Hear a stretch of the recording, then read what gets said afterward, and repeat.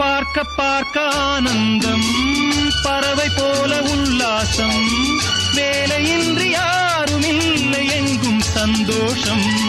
வெறும் பேச்சு வெட்டி கூட்டம் ஏதுமில்லை இந்த ஊரில். கள்ளம் கபடம் வஞ்சகமின்றி கண்ணியமாக ஒற்றுமை உணர்வுடன் வாழும் சிங்கப்பூர்.